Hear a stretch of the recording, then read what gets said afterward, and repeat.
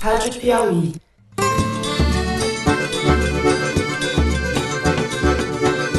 Olá, está no ar a 38ª edição do Foro de Teresina. Eu peço à senadora Cátia Abreu que me devolva a pasta.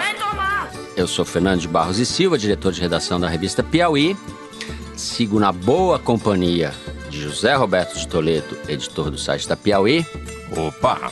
Nós apenas descrevemos na lei situações que podem acontecer em concreto e já seriam reputadas como caracterizadoras da legítima defesa. Opa, Toledo! E ela, que está de volta, a nossa Malu Gaspar. Oi, Malu. E aí, gente? Estávamos morrendo de saudade. Saudade, Malu. Eu sei também, Saudade, eu tava que com esse governo saudade de está vocês. animado. Foram feitos exames de imagem hoje e se detectou que realmente o abdômen do presidente teve uma evolução significativa. Bom, essa semana nós vamos abrir o trabalho com a animada, turbulenta votação para as presidências da Câmara e do Senado, onde foram eleitos, respectivamente, Rodrigo Maia e Davi Alcolumbre. Eu fiquei decorando esse nome para não errar. Ambos do DEM, antigo PFL. Antiga Arena. No segundo bloco, a gente vai falar do projeto Lei Anticrime do pacote do juiz Sérgio Moro para a segurança. E no terceiro bloco, a gente trata dos escândalos e intrigas do governo Bolsonaro. Bolsonaro que continua internado no Hospital Albert Einstein. E o Toledo vai falar algumas coisas sobre isso. Vem com a gente.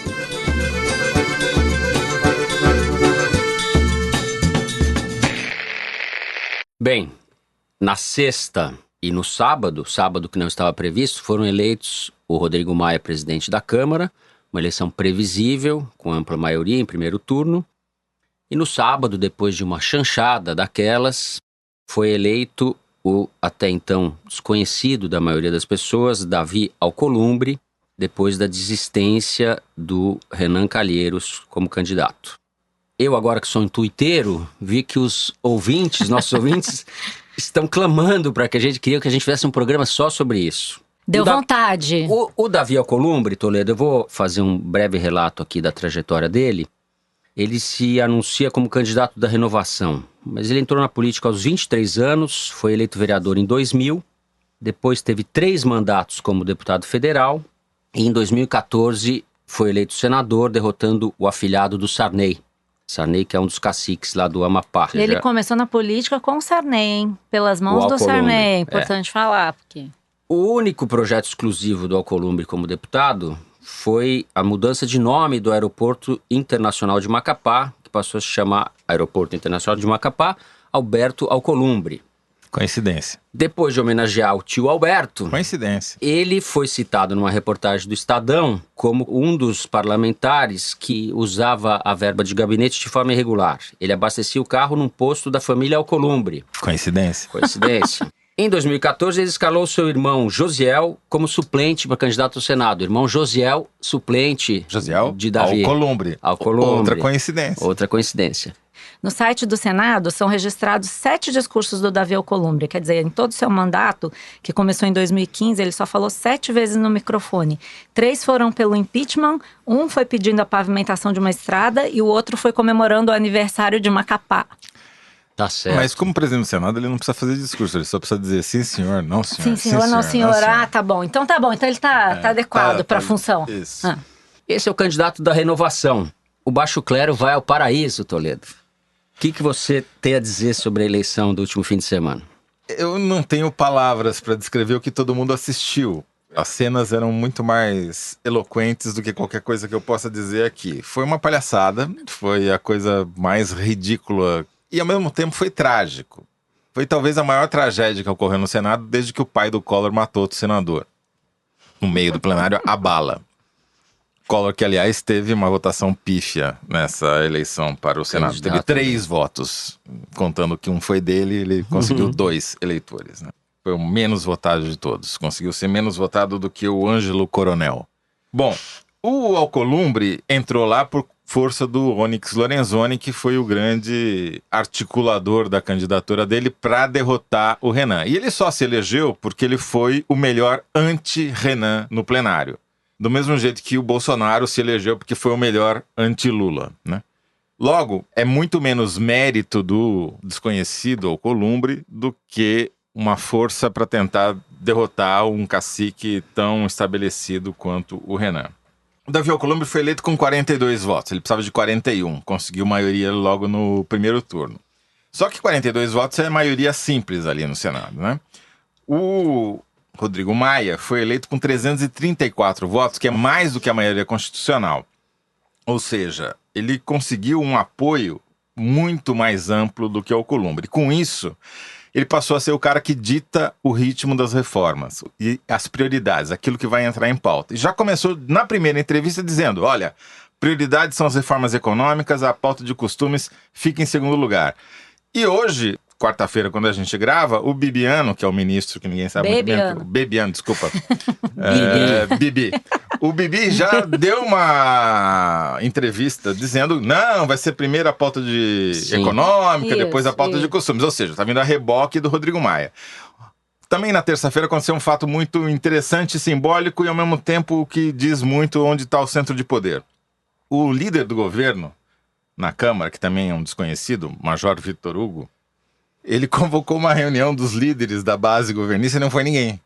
Por quê? Porque todo mundo está esperando o Rodrigo Maia chamar os líderes. Exatamente, claro, entendeu? Lógico, é isso. Então o Rodrigo Maia passou a ser a figura mais importante do Congresso e vai ser a figura-chave na aprovação de tudo que a gente vai discutir nas próximas semanas. Tanto a reforma da Previdência, quanto o programa do Moro e por aí vai. O que, em certa medida, é bom, né? Porque o Rodrigo Maia não é maluco, né? Então já deu uma melhorada. Mas tem dois aspectos da eleição do Senado que eu queria comentar, porque eu acho que eles podem vir a influir aí no ritmo das reformas e tal. Que são, a importância das redes sociais na eleição do Davi Alcolumbre. Foi muito claro para quem estava acompanhando ali a sessão do Senado, desde a sexta-feira, depois durante o dia todo de sábado. Eu fiquei viciada, não sei vocês, não conseguia fazer mais nada, a não ser aquele dia de sol, e eu ali assistindo a TV Senado. E cada vez que dava um silêncio na TV Senado, eu ligava na internet para ver se tinha algum barulho que eu estava perdendo. Eu fiquei completamente fissurada. Eu acho que você estava com síndrome de abstinência, não? Total. Você ficou uma semana sem trabalhar e daí Como diria a Dilma, eu sou workaholic. Ela não consegue, ela é totalmente workaholic. Mas aí foi muito impressionante a influência que as redes sociais tiveram sobre a eleição do presidente do Senado, porque a gente viu, eu não sei vocês, mas eu tô lá nos zaps todos dessas redes bolsonaristas, muitas listas com telefones de senadores. Pressione o senador, mande zap para o senador. Então, eu imagino que essas listas tenham funcionado. As pessoas tenham mandado zaps para os senadores pressionando. O Jorge Cajuru, o senador Jorge Cajuru, fez uma enquete no site dele. Que é a coisa mais idiota que alguém pode fazer. Né? Chegou ao ponto de fazer uma enquete a perguntar para os eleitores em quem ele deveria votar. Como e ele se fossem os eleitores dele que foram votar imagina, lá. Né? Ele ia votar no rebufe e votou fenômeno tende a se repetir. Sim, então, nas por isso, reformas. Tem um fato importante. Flávio Bolsonaro, que não declarou voto na primeira rodada de votação, quando apareceram os incríveis 82 votos na urna, quando você só tem 81 senadores, nessa primeira rodada ele não declarou voto, e depois houve uma avalanche nas redes sociais, um cacete que deram nele, como que ele não declarou voto, porque naquela rodada, quem não estava declarando voto estava votando no Renan. Primeiro ele falou, não declarei voto porque sou filho do presidente da República, não pega bem, pareceria uma interferência. Então quer dizer que então ele não pode fazer mais nada, porque ele é senador, mas ele é filho do presidente da República. Então meio esquisito esse argumento. As redes sociais foram pra cima dele e ele acabou declarando voto no Davi Alcolumbre. E por isso o Renan que dizem desistiu, que foi por isso, né? Por causa que o do voto dele. O Renan estava confiante que ele, Flávio, votaria no Renan. E eu acho, então, as redes sociais podem influir nas pautas do Congresso, embora eu acho que com o Rodrigo Maia a coisa venha a ter um ritmo mais parecido com o que a gente está acostumado no Congresso, né? Tem rito, tem votação, tem discussão com os líderes, não é uma coisa assim, tipo, redes sociais, pessoas, o que vocês querem, não é plebiscitário o negócio, né? Existe um rito legislativo. E eu acho que a tendência é o Rodrigo Maia privilegiar isso. Que não quer dizer que deputados e senadores não venham a se sentir pressionados pelas redes sociais. O Rodrigo Maia, no discurso dele, quando ganhou, é incrível eu ter que falar isso, mas eu vou ter que falar isso. Ele pareceu um estadista diante do que a gente estava vendo e do que a gente viu depois no Senado. Ele convocou os governadores, falou da importância do diálogo com a oposição, falou isso da pauta econômica. E ele realmente fez um discurso temperado. Ele é assim, né? A gente fez um perfil dele. Com a coisa do governo. Ele é muito responsável. Fora o negócio do choro caso dele, ele tá... O choro você tá falando lá atrás, aquele choro?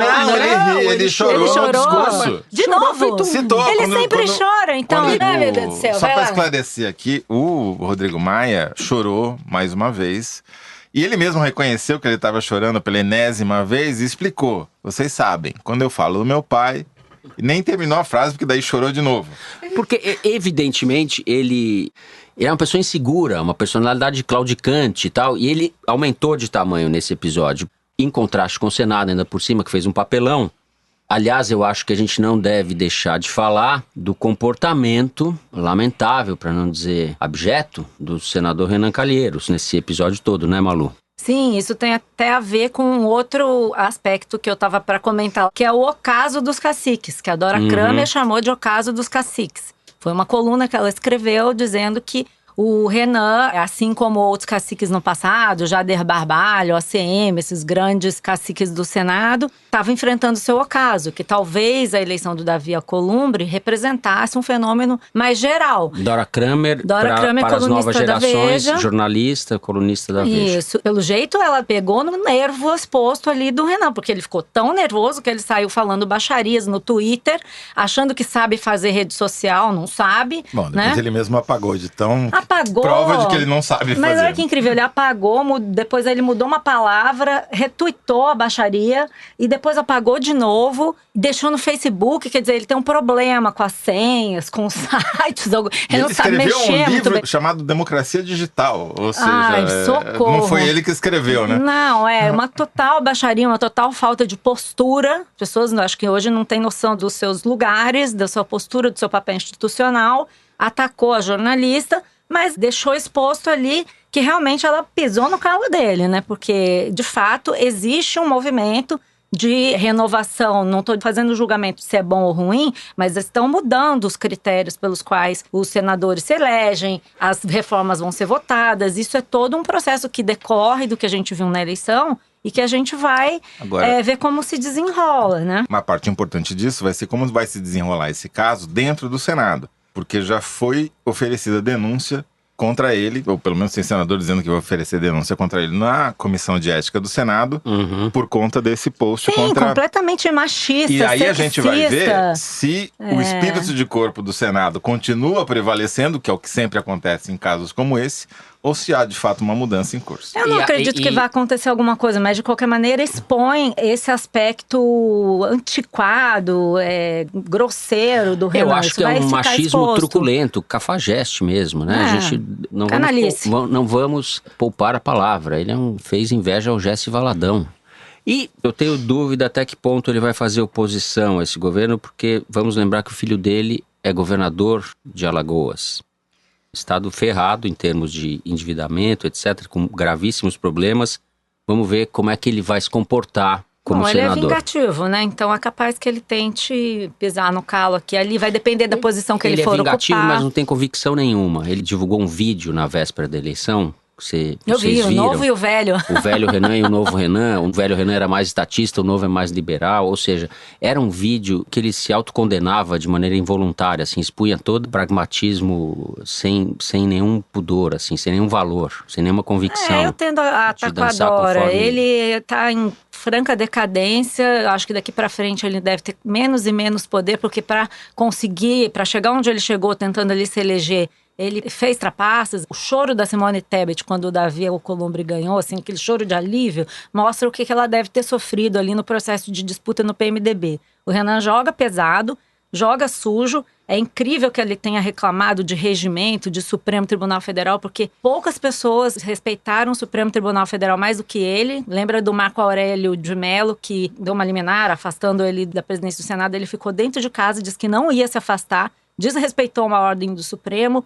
Regimento atropelou várias vezes em relação ao voto secreto. Eu vi quando o Delcídio teve a prisão decretada, era para ser voto secreto, votou e determinou que devia ser voto aberto. Então, ele não pode falar sobre isso. Ele foi vítima do próprio veneno. E agora vai enfrentar a decadência que ele mesmo procurou, né? Ele mesmo buscou, né?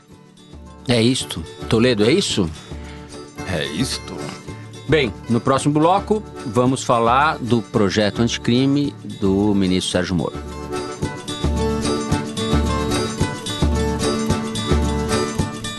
Bom, na última segunda-feira, nem bem a gente se recuperava do impacto da eleição do Senado, o ministro Sérgio Moro apresentou o projeto de lei anticrime para submetê-lo ao Congresso. É um projeto muito amplo, com vários pontos. Alguns deles que eu destaco: o projeto exige, determina o cumprimento da pena de prisão imediatamente à condenação em segunda instância. Por enquanto não tem legislação a respeito disso, só tem a interpretação do STF, né? Seria uma mudança, uma consolidação disso. Torna crime o Caixa 2, será crime arrecadar, manter, movimentar, utilizar valores que não tenham sido declarados à Justiça Eleitoral. Amplia o conceito de organizações criminosas, amplia, além disso, de 1 para 3 anos o prazo de permanência de líderes dessas organizações em presídios federais de segurança máxima, e nesse trecho ele cita o PCC e o Comando Vermelho, e prevê também que decisões do Tribunal do Júri sejam cumpridas imediatamente, especialmente no caso de assassinatos. Hoje em dia é possível que o réu, mesmo condenado, recorra em liberdade da decisão do Tribunal do Júri. A medida, no entanto, que me chama mais atenção e que eu acho a mais preocupante, a gente pode falar de omissões desse projeto, mas a medida que eu acho mais preocupante, o texto amplia os critérios de legítima defesa dos policiais, permitindo que os juízes possam reduzir a metade ou não aplicar a pena a esses policiais se eles matarem pessoas, abre aspas, se o excesso decorrer de excusável medo, surpresa ou violenta emoção. Fecha aspas. Ou seja, ele praticamente dá licença para que a polícia mate sem nenhuma punição. O que você acha desse pacote e desse ponto, Malu? Bom, vou começar do começo para chegar aí onde você falou, que eu acho que é um ponto bem importante. Primeiro, é bom que tenha sido articulada uma resposta à questão da segurança pública, um pacote, um projeto, que a gente pudesse entender qual é o projeto do governo Bolsonaro para a segurança pública. Isso era aguardado, o Bolsonaro foi eleito para isso, e é bom que isso tenha sido enviado logo ao Congresso. O pacote é muito amplo, então tem coisas que são positivas e outros pontos que são muito preocupantes. E só pela reação você já vê mais ou menos onde que funcionaria e onde que não funcionaria. Então, por exemplo, governadores apoiam na questão do crime organizado, juízes e promotores foram amplamente favoráveis ao pacote, já advogados, criminalistas e entidades ligadas à segurança pública criticaram. E não estranho que isso tenha a ver um pouco com a divisão que aconteceu na sociedade diante da Lava Jato. Advogados, criminalistas costumam questionar a Lava Jato. Para separar o que eu acho que é positivo do que eu acho que é preocupante, eu acho que, assim, no geral, os pontos positivos são os que dizem respeito ao combate à corrupção. Caixa 2, a questão do regime fechado para crimes de corrupção. Tem coisas ali que eu acho que são interessantes e é necessário você discutir. Até mesmo a segunda instância, que vai ser polêmico. Eu vi a coletiva do Sérgio Moro logo depois de apresentar o projeto para os governadores. E ele meio que tratou isso como se fosse uma questão menor. Essa questão da segunda instância, já existe uma tendência no Supremo e tal, mas isso não é certo, assim. Já existem manifestações aí nos bastidores dos ministros do Supremo que disseram que vai ter restrição, por exemplo, que vão ser debatidos no Supremo, que se aprova restrição para progressão de regime prisional, de fechado para semiaberto. Tem vários ministros que se opõem à prisão de condenados em segundo grau, a questão da legítima defesa para os policiais e também gravação das conversas de advogados com os chefes do crime organizado nos parlatórios. Então, é assim, o Sérgio Moro está buscando retratar esse pacote como se fosse uma coisa assim. Ele falou isso várias vezes na manifestação dele.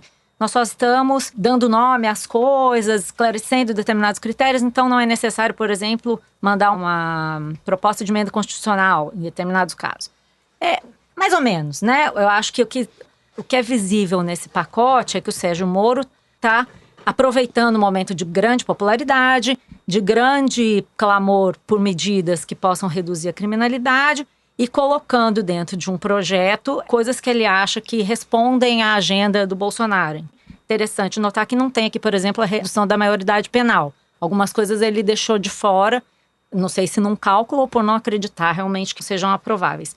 E aí, antes de chegar no excludente de ilicitude, é lamentável, várias críticas foram feitas sobre isso, que ele não tenha incluído pontos que são importantes na questão da segurança pública, que dizem respeito à execução das investigações, integração das polícias, a gestão das investigações. Ele só tratou ali pontos que dizem respeito à atividade do juiz, do promotor, tem um pouco a ver com a mentalidade dele mesmo, com a experiência dele. Até o Renato Sérgio de Lima, do Fórum de Segurança Pública, com quem eu conversei antes de fazer o programa, falou assim, um projeto de juiz, com a cabeça de juiz. Quer dizer, tem várias questões que dizem respeito às investigações que não estão contempladas aqui e que poderiam ser atacadas, porque no dia a dia, quem investiga crime, quem prende criminoso é a polícia. Você precisa de um sistema de inteligência mais organizado e nada disso foi contemplado. Também uma coisa que não está claro como é que vai acontecer, Moro diz que vai lidar com isso, é a questão prisional. Quando você torna os regimes de cumprimento de pena mais duros, você vai botar mais gente nos presídios, alimentando a atividade das facções criminosas. Por isso que o programa não faz sentido. Por quê? Como é que você vai combater o crime organizado, cuja origem de organização está dentro dos presídios? O Brasil tem a terceira maior população carcerária do mundo. Entre 725 e 750 mil, dependendo da fonte oficial, porque são tantos que eles nem se entendem de quantos presos tem. É maior do que a população de 9 capitais brasileiras. É maior do que a população de Macapá, do Alcolumbre, de Florianópolis. Enfim, é uma imensidão de gente.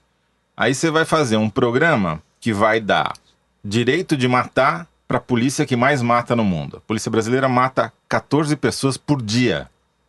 5 mil por ano. E crescendo. Cada ano mata mais. E não é por isso que a criminalidade está diminuindo ou a violência está diminuindo. Está aumentando. Então, o cara vai poder agora alegar que ele sofreu um susto. Não, eu matei o cara porque eu tomei um susto.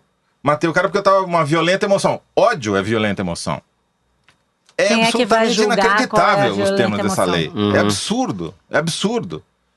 Você está dizendo para o cara que já mata mais do que qualquer pessoa no mundo, que ele pode matar mais. Tem caso todo dia. Tem uns meninos, agora na favela da Palmeirinha, foram mortos domingo, porque estavam de bicicleta e a hora que viram a polícia fugiram. Mataram o menino. Quer dizer, é isso que nós queremos? E daí você vai botar mais gente na cadeia para fortalecer as organizações criminosas, que, aliás, ele reconheceu botando o nome delas na lei, que é uma coisa inédita. Talvez ele tenha se inspirado no código italiano. É uma coisa que italiana, é uma inspiração italiana. Que organizações criminosas de tipo mafioso, mesmo na Itália, eles não nominam a Cosa Nostra. E aqui ele nominou o PCC, ele nominou todas as organizações que, de alguma maneira, vai estar na lei que essas organizações existem e são reconhecidas pelo Estado. Quer dizer, deu status para os bandidos. Eu acrescentaria que, além da gente ter a terceira população carcerária do mundo, quase 750 mil presos, segundo os dados do Conselho Nacional de Justiça, o CNJ, cerca de 40% desses presos são provisórios, ou seja, não foram condenados, em torno de 300 mil presos. Você sabe que isso tem um debate, né? Assim, não existe um dado concreto, então muita gente diz que a maior parte desses presos foram condenados em primeira instância, não em segunda, e por isso são chamados provisórios, né? Bom, em primeira instância não podia estar preso. Podia, condenado. Sim. Não, se ele não estiver recorrendo, ele foi condenado. Não, se ele não recorreu, que todo mundo recorre, mas eles estão presos porque foi decretada a prisão provisória. Justamente, que é o que coloca em discussão a necessidade de você ter uma lei que obrigue a execução a partir da segunda instância. Porque você já tem isso a partir da primeira instância, se o juiz decretar a prisão provisória. Então, também é uma contradição. Esse negócio do júri é muito sério. Porque o júri, a gente sabe, é um tribunal que condena alguém para a cadeia e não explica o motivo. Porque são seus pares que os condenaram, não é um juiz. Então não tem lá explicando na sentença, não, o cara foi condenado porque fez isso. Não, ele foi condenado à prisão, ponto. E é um tribunal que a gente sabe que é extremamente volátil. Ele depende da opinião pública e depende das pressões locais. Por exemplo, durante muitos anos no Brasil, o Tribunal do Júri cansou de absolver homens que mataram suas mulheres alegando que era a defesa da honra. É emoção, violenta emoção. Pois é, criou inclusive uma jurisprudência que não tinha amparo na lei. Você reforçar o poder do júri nesses casos, para mim, é um retrocesso, não um avanço. O problema é que existem infindáveis recursos, né? Acho que isso é uma questão que ele quis atacar. E aí a gente não sabe como é que isso vai se desenrolar na prática. Eu entendo que existiu uma tentativa de responder a essa necessidade da população de enfrentar a questão de segurança pública. E acho que pode ser uma boa oportunidade para se debater esses pontos que estão pairando aí na sociedade e que ninguém discute. Inclusive, essa questão do excludente de ilicitude, que nem está sendo chamado assim na lei, mas que na prática é você regulamentar. Por exemplo, ele fala em conflito armado, considera legítima defesa o agente policial ou de segurança pública que em conflito armado ou risco iminente de conflito armado previne injusta e iminente agressão a direito seu ou de outrem. Então, o que é um risco iminente de conflito armado? A gente vai estar, na prática, chancelando, dando amparo legal para as atrocidades que são cometidas não contra perigosos bandidos, mas contra as populações pobres, negros, favela, etc. Isso aqui vai ser polêmico no Congresso, não vai ser uma coisa pacífica. Bernardo Melo Franco, colunista do Globo, publicou nessa quarta-feira, dia 6 de fevereiro, uma coluna. Ele recuperou uma frase do Bolsonaro do início da campanha, abre aspas, se alguém disser que quero dar carta branca para policial matar, eu respondo, quero sim. Ele levanta essa frase para contrapor a frase do Moro de que o projeto não é... o Moro diz não é licença para matar.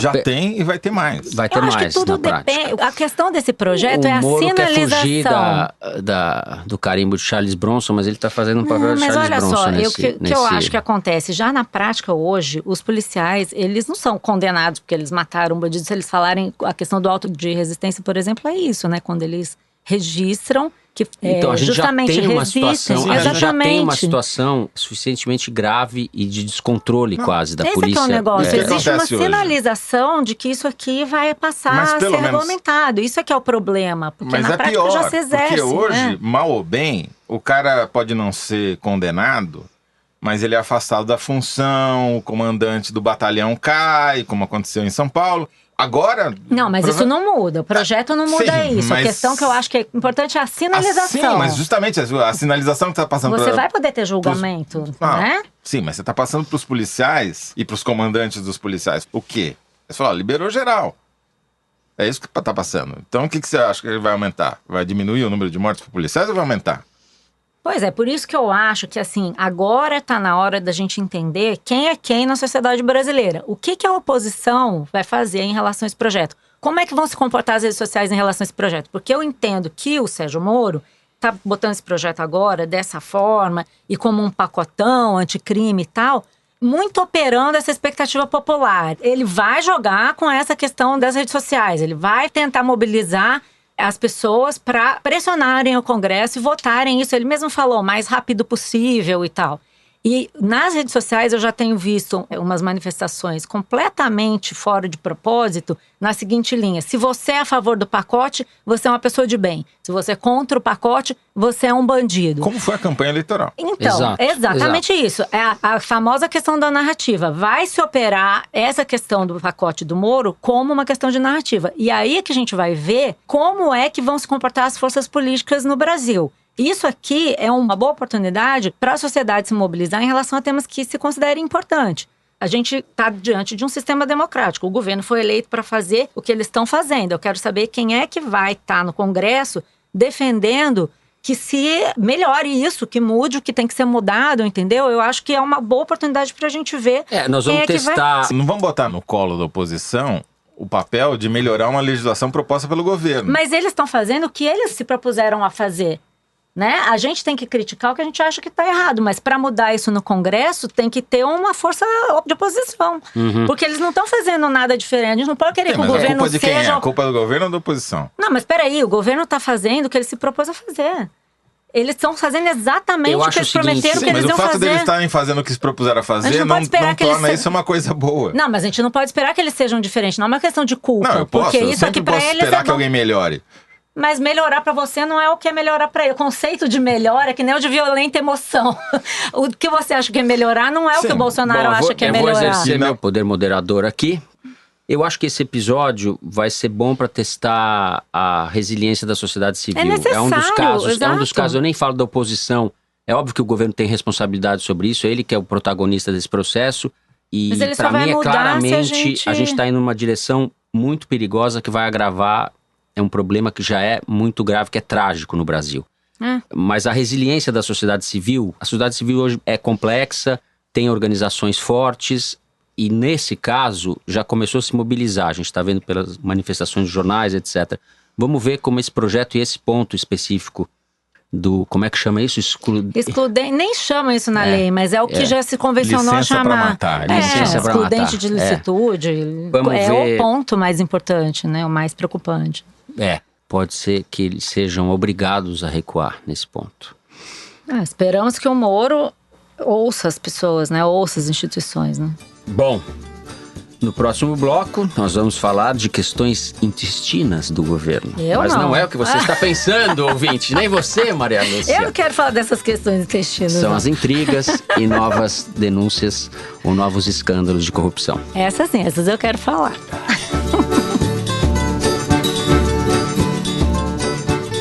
Muito bem. O governo tem pouco mais de um mês de duração, mas os escândalos vão se acumulando. Nessa semana, a Folha de São Paulo publicou uma reportagem, trazia evidências de que o ministro do Turismo do governo Bolsonaro, Marcelo Álvaro Antônio, ele tem 3 nomes, Marcelo, Álvaro e Antônio. E vários partidos no currículo. E vários partidos no currículo. Embora o ministro seja do patrocinou PSL. um esquema de candidaturas laranjas em Minas. Ele usou 4 candidatas mulheres para direcionar verbas públicas da campanha para empresas ligadas a seus assessores. Ou seja, ele usou o dinheiro que vinha do partido, que recebia do fundo partidário, para patrocinar falsas candidaturas e receber o dinheiro de volta. Né? Tinha que cumprir a cota das mulheres e tinha que mandar o dinheiro. Daí... Essas mulheres, embora tenham recebido quantias significativas, somadas tiveram menos de 2.000 votos, o que é um claro indicador, né, de que era um laranjal. Mais um. Esse governo está bem... O governo está reagindo, o ministro disse que é fake news, que é distorcido, etc. Mas dentro da própria base parlamentar do governo, já tem gente defendendo o afastamento do senhor Marcelo Álvaro Antônio. Toledo. Bom, além das evidências que a reportagem da Folha coletou de motu próprio, quer dizer, foi a Minas Gerais, entrevistou as pessoas, levantou todos os dados, fez um belo trabalho de investigação, de jornalismo de dados e jornalismo de pé no chão, uma ex-candidata derrotada nas eleições de Minas, a professora aposentada Cleusenir Barbosa, que foi candidata a deputada estadual pelo PSL lá em Minas Gerais, ela entrou com uma representação no Ministério Público contra o ministro do Turismo, Marcelo Álvaro Antônio, dizendo que ela foi coagida por assessores dele a devolver 50 mil reais dos 60 mil que ela tinha recebido de verba pública para fazer a sua campanha. Ou seja, é um rechuncho, como é no caso do Flávio Bolsonaro. É o mesmo esquema, quer dizer, você recebe uma verba pública... Rachuncho, rachadinha, rachide, é tudo... Rochundinho, qualquer coisa assim. Qualquer coisa assim tá bom. Desde que reparta 5 reais pra mim e 1 pra você, tá bom. É assim que as coisas funcionam. Sendo que a Cleusevi teve muito mais voto do que as laranjas, né? Pois é, ela acreditou, ela achou que era de verdade. Ela era de verdade, então as outras nem reclamaram, o que é mais um indício. Isso mostra que a nova política não tem nada de nova, ela é absolutamente velha. O Marcelo Álvaro Antônio, apesar de ser mais novo do que todos nós aqui nessa... Até da Maria Lúcia, mais novo que a Maria Lúcia, o que é difícil. Teria sempre 20 anos. Sempre, que é uma criança, ele já foi do PRP, do ele MDB, do PR e agora tá no PSL. Ele foi presidente do PSL no estado, não é isso? Por isso que foi ele controlava o caixa, exatamente, quer dizer... Do mesmo jeito que o Bivar foi o cara que mais recebeu dinheiro. É bem nova política, né? Acho bem renovação, isso é uma coisa bem diferente que foi implementada nas eleições mineiras. Não mudou nada, mudaram os nomes. Antigamente mudavam os nomes e mantinham-se os sobrenomes. Agora alguns sobrenomes estão caindo em desuso, mas as práticas são exatamente as mesmas. Só que é uma prática de baixo clero, porque é um roubo com poucas casas decimais. Severino Cavalcante. Por enquanto, né? Ainda. Método Severino Cavalcante. Esse governo é um governo de Severinos Cavalcantes. É a segunda cilada política do governo. O primeiro foi Jean Willis, a segunda é a Cleusenir. Exato. Foi para Portugal fugindo das ameaças, né? Agora, Malu, você consegue me explicar, porque eu confesso que eu já não entendo mais, onde é que está a investigação do Flávio Bolsonaro? Vai ter investigação do Flávio Bolsonaro? Bom... Vai saber, né? Eu acho que, assim, é bem evidente o que aconteceu nos últimos dias, que foi uma tentativa de abafar o caso, né? Total. Tá bem claro isso, né? Tava essa investigação na Procuradoria do Estado, com o Eduardo Gussen, que é o procurador, e aí foi remetido esse processo a uma espécie de uma câmara de crime, não sei como é que se chama, que por sua vez distribuiu a esse promotor chamado Cláudio Calo. Tudo isso dentro do MP estadual, e essa mudança teve origem na seguinte argumentação: agora, como teve essa decisão do STF de que vai para o Ministério Público, então o Gussen, que só investiga casos contra autoridades, tipo deputado estadual, secretário de Estado e tal, não deveria mais ficar com o caso. Caiu na mão desse Cláudio Calo, que é um promotor que curte o Bolsonaro no Twitter, retuita o Bolsonaro. E mais grave do que isso, admitiu ontem, ao se declarar suspeito, que se reuniu com Flávio Bolsonaro no dia 30 de novembro no Ministério Público. Claro que ninguém falou do caso Queiroz. Imagina se alguém ia falar do caso Queiroz. O que é isso? Ninguém sabia que existia. Não, imagina. Só já tinha sido demitido o Queiroz, a mulher do Queiroz, a filha do Queiroz, todo mundo sumindo do mapa. A investigação estava em curso. Mas aí ele se encontra com esse Cláudio Calo e, por mágica, o processo foi distribuído para o Cláudio Calo. Vem essa imprensa golpista, mentirosa, esses fake news, e divulgam esse negócio. Vê que injustiça, Toledo, que coisa horrorosa. E até o Moro fala, particularmente, não sei se essa matéria é totalmente consciente. Papelão. Eu acho que ele falou isso do Marcelo Antônio, pelo que eu vi. Sim, do Marcelo Antônio. Não foi do Flávio Bolsonaro, desculpa, tô misturando laranjais aqui. Os laranjas que o PSL podia mudar o nome para Abracitros, né? Que é a Associação Brasileira de Citricultura. Partido Social dos Laranjas, que tal? Citricultores unidos jamais serão vencidos. Mas enfim, isso aqui é uma questão que está pendente. Vamos ver quem vai ser o próximo promotor e tal. Porém, existe uma outra investigação surgindo sobre o Flávio Bolsonaro, essa na PGR, com Raquel Doge e Raquel Branquinho, as duas Raquéis, e que me parece ter um fundamento que não tem nada a ver com Queiroz, que é em relação a operações com imóveis efetuadas pelo próprio Flávio Bolsonaro. Tem essa investigação surgindo que diz respeito a operações de venda, eles chamam operação de venda relâmpago de imóveis realizada no Rio de Janeiro. Essa também foi uma denúncia feita pela Folha de São Paulo no dia 23 de janeiro. Ao longo do ano de 2011, 2 americanos venderam apartamentos para o Flávio Bolsonaro em Ipanema por um preço menor do que o que eles haviam comprado, no momento em que os imóveis no Rio de Janeiro estavam valorizando. Em 2014, o Flávio vendeu esses imóveis pelo triplo do preço para outro americano. E, curiosamente, o corretor que trabalhou nessas operações está sendo investigado por golpes e tal. Uma história muito esquisita, que tem cheiro de lavagem de dinheiro com operação de imóveis. Essa aí não tem nada a ver com Queiroz, não tem nada a ver com perseguição de fake news. É uma outra investigação que está aparecendo na PGR, a quem cabe investigar senadores da República. Não são laranjas, são oranges. Oranges. Então, gente, voltei com áudios de zap. Pelo seguinte, depois que a gente gravou essa passagem aí do programa, a PGR, Procuradoria-Geral da República, remeteu para a primeira instância, ou seja, para o Ministério Público Federal aqui no Rio, a investigação sobre esses fatos, aí, as transações com imóveis, porque eles aconteceram antes de o Flávio Bolsonaro se tornar senador. Então, pela nova compreensão a respeito do foro privilegiado, não cabe mais à PGR investigar esses fatos, porque eles têm origem em um outro momento. Abração.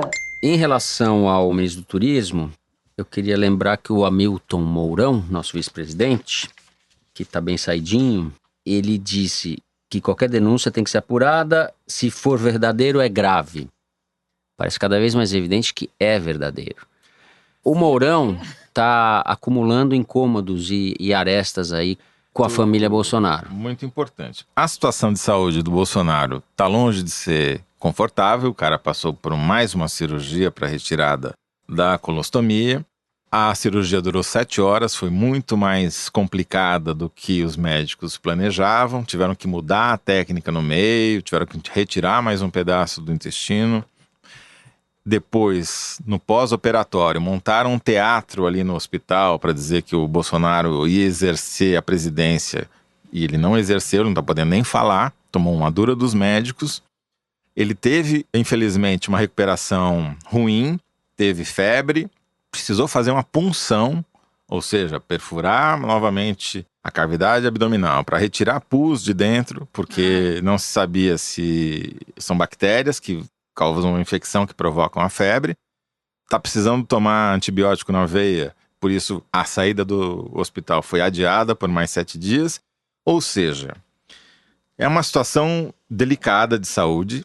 O Bolsonaro já não tinha protagonismo no seu próprio governo e agora chegou numa situação em que o ministro da Economia e o vice-presidente da República são obrigados a dar declarações dizendo que não, essa decisão sobre a Previdência quem vai tomar é o Bolsonaro. Para dizer que o presidente manda, o que em si já tem um efeito oposto, porque ninguém precisa dizer que o presidente manda. Todo mundo sabe que o presidente manda, ele foi eleito para isso. Se alguém vai lá e diz, especialmente o cara que é o segundo lenço acessório, diz ele é que manda, o efeito é o contrário da declaração. Exato. Então, assim, ao problema decorativo se soma um problema de saúde. E as pessoas estão percebendo. A agenda do Mourão, nesta quarta-feira, que a gente grava o programa, está coalhada de compromissos. Não cabe, é compromisso a cada meia hora, 15 minutos. E tem de tudo. Tem desde general, mais de um, ex-comandante do Exército, até o cara que cuida da grana do Exército, até a presidente da Exxon no Brasil, até um candidato a deputado que não se reelegeu pelo PSL do Rio Grande do Sul. Então, o Mourão virou um foco de poder. É inegável isso. E será sempre, né, dada a importância que os militares têm no governo. Difícil você tirar do Mourão esse papel, porque ele assumiu esse papel. Agora, como é que você vai fazer? É a questão do vice, o problema o vice quase sempre é um grande incômodo. É que isso foi muito precoce, né? O governo mal começou, isso se agrava pelas circunstâncias de saúde do Bolsonaro, e foi muito precoce. A gente está no início de governo e já está se falando, virou fratura exposta do governo. E o Mourão está procurando um protagonismo, né? Ele está buscando isso. É isso. Bom, a gente vai terminando o terceiro bloco do Foro de Teresina. E, Maria Lúcia, vamos ao enseado. Vamos ver, eu quero registrar que é meu inconformismo. Momento Kinder Ovo. Porque quando eu não estou, vem umas coisas molezinhas. Eu acho que agora vem um bem difícil. Agora a produção falou esse que o Kinder Ovo vai ser bem difícil. Só eu e Toledo que sabemos comigo, quem é. Quando eu tô na jogada, Dani, o negócio é difícil. Pode soltar aí. Realmente é muito emocionante. Mas eu não vou chorar. Aqui tem um banheirinho, tá vendo? Tem um toalete. Esse aqui é o tão disputado banheiro, né? Porque no anexo 4 tem banheiro. No anexo 3 não tem, só no corredor. Deixa eu mostrar pra vocês. Não, essa é uma... Anexo 3, anexo 4 é uma senadora, então. Né? Ou é uma deputada federal tomando posse. Peraí, bota, não é a Joyce, com certeza. Toalete, não tem chuveiro. Podia ter um chuveirinho, né? Porque... do jeito que a gente fica aqui, que quase dorme no ambiente. Simone Tebet. Podia até ter um chuveirinho. É a senadora de Mato Grosso. Mas, pessoal, é isso aí. Tô muito emocionada, muito feliz. É uma super conquista que não é só minha, é de todos nós que lutamos tanto juntos. Eu estarei aqui a partir de amanhã. Tô quase chorando junto com ela. Ela tá emocionada por causa do banheiro? É isso? É, exato. Obrigada, gente. Tô até emocionada, lendo as mensagens de carinho de vocês. Eu tô chorando como ela Peraí, também. deixa eu ver o filme. Você tá zoando? Assim não dá. Quem é? Ela fica com esse papel escondidinho, daí ela tira de dentro de um caderno. Eu não sei nem falar Meu o nome Deus, parece dela. Segredo de Fátima. Bia Kicis. Pô. Eleita deputada federal pelo Acertei o cargo. PRP do Distrito Federal e recém-filiada ao PSL. Canso de ver vídeo dessa mulher. A produção informa vídeo gravado em seu gabinete no dia 31 de janeiro, véspera da posse dela na Câmara dos Deputados. Ela faz esses vídeos. Não sei chorar, a deputada Bia Kicis. Ela faz Tá esses todo mundo vídeos. chorando Ela tem, nesse como é que chama aquele Rodrigo pau de Maia. selfie, né? Ela faz o vídeo com o pau de selfie. Ih, já vi vários. Não vai ser meu ano no Kinder Ovo. Não, você vai se recuperar, Malu. Vou, né? Você tem fé Eu na minha tenho capacidade? fé em você, tá fé em bom. você. Então tá, gente. Bom, é chegada a hora do Correio Elegante, com as montanhas de cartinhas que chegam pra gente toda semana, pelas redes sociais da Piauí e pelo e-mail forodeteresina@revistapiauí.com.br. Essa semana os ouvintes estão especialmente loquazes, de forma que eu já peço desculpas antecipadas por ler aqui no ar apenas trechos de algumas cartas. As outras a gente lê reservadamente, a gente se diverte aqui com as cartinhas. Muita gente escreveu sobre a tragédia anunciada de Brumadinho e a produção separou aqui o e-mail da Camila Bemergui. Ela é auditora fiscal do trabalho em Campinas e nos parabeniza por sermos, abre aspas, um dos poucos veículos a se lembrarem do maior acidente de trabalho do Brasil. O fato da gente ter frisado no programa que talvez seja o maior acidente trabalhista da história brasileira. Obrigado, Camila. Eu tenho um furo de reportagem aqui. Ah, claro. Javaporquista, espero eu. Não é. Ah, não. Não é javaporquista. É para tirar a prova a nossa capacidade auditiva de detectar sotaques. Opa. Breaking news. Isso aí é imitação. Você vai ter que pagar royalties pro João Paulo Gama Zé Simão. avisa a produção pelo Facebook que o governador de Rondônia é carioca. Segundo ele, então a gente foi induzido aí. Coronel Marcos Rocha, do PSL, nasceu no Rio e só foi para Rondônia no fim dos anos 80. Cadê a checagem? Quando passou no concurso da Polícia Militar lá em Rondônia. Então, a gente e a nossa certo. checagem confirmou que é isso mesmo. Tardiamente, mas confirmou. Bronca. Reviravolta, diz o João Paulo Gama. De fato. Até que a gente não é tão ruim assim de sotaque, né, Fernando? É, o cara tava carioca, é carioca mesmo. É. Isso aí, Fernando. E aí, ó. O sotaque do governador de Rondônia é esperto, sinistro. Bom, para terminar, chegou aqui um tweet da Roberta Barcelos. Me ajudem a encontrar minha vizinho ou vizinha, seguidor do Foro de Teresina. Ontem de manhã, enquanto eu tomava banho para ir ao trabalho, ouvi pela janela do banheiro a vinheta do Foro e o tradicional olá do Fernando. Olá. Estou desde então à procura dessa pessoa que pode me ajudar a sofrer menos nesse prédio recheado de minions. Sou de Campo dos Goitacazes, no Rio de Janeiro, e moro no Sunset Residência, é isso? Opa! Pessoal do Sunset, ouvintes do Sunset, univos. Exatamente. Próxima reunião de condomínio vão tratar do Foro de Teresina. Procure a Roberta Barcelos. Bom, o Foro de Teresina dessa semana vai ficando por aqui.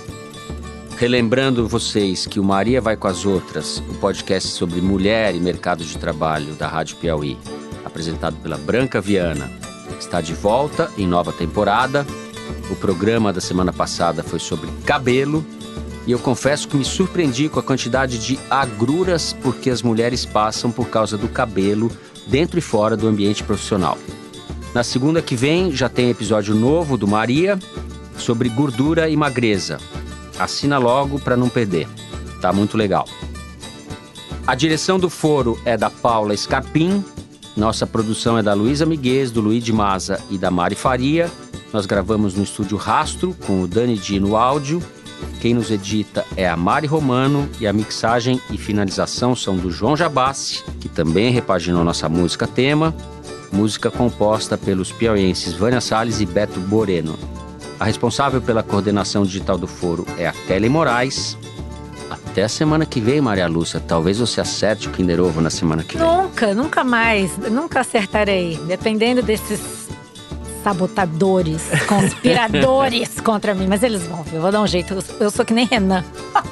Tchau, gente. Até a próxima. Toledo, obrigado. Até a semana que vem.